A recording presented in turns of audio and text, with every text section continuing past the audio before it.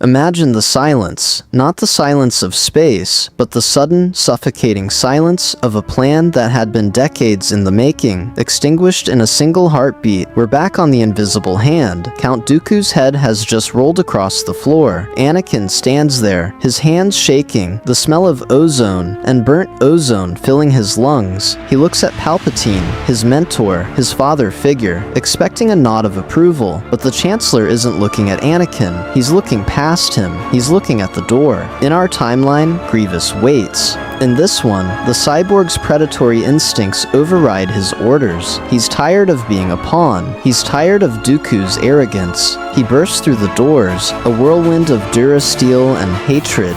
Grievous, the Jedi die today, and their Republic dies with them.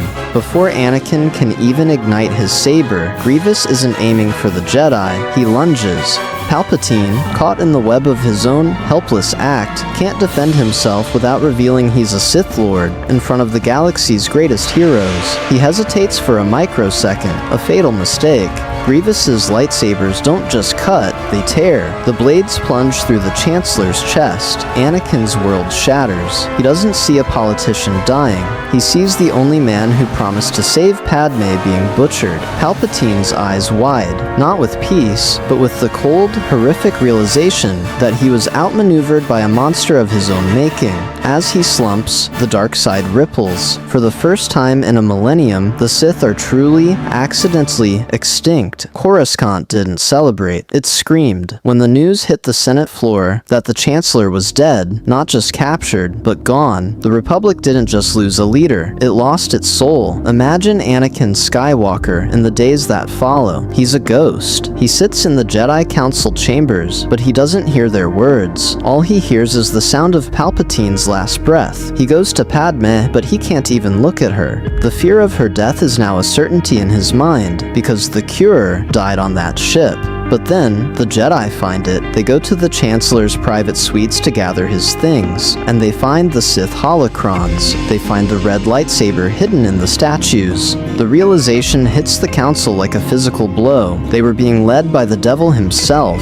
This is where the human tragedy kicks in. The Jedi are now seen not as heroes, but as the idiots who let a Sith Lord rule them for 13 years. The public turns. Riots break out in the lower levels. People start chanting that Grievous was a hero for ending the Sith Chancellor, and Anakin is lost in the middle. He hates Palpatine for the lie, but he hates the Jedi more for being too blind to see it. He realizes he has no one, no master, no mentor, just a growing darkness and a wife who is terrified of the man he's becoming. He starts hunting Grievous, not for justice, but for the pure, selfish need to kill the thing that took his last hope away. 5 years later, the galaxy is a graveyard of dreams. Without Palpatine's central control, the clones didn't turn on the Jedi, they just stopped caring. They are soldiers without a country. Some became mercenaries, others simply walked away, leaving the Republic to tear itself apart. The Separatists didn't win, either. Without Dooku to lead them or Sidious to fund them, they became a collection of bickering warlords.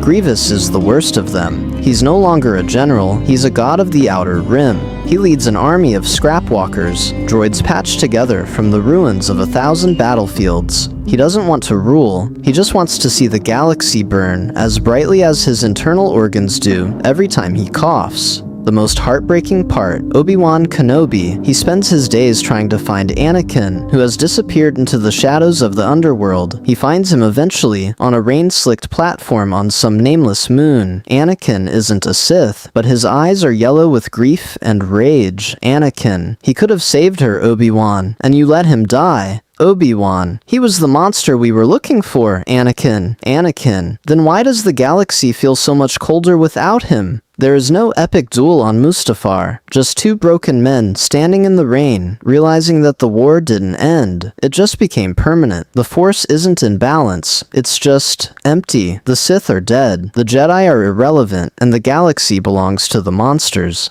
This is the end of this video. I hope that you liked it, and if you loved it, like and subscribe and watch another video I have made. May the Force be with you.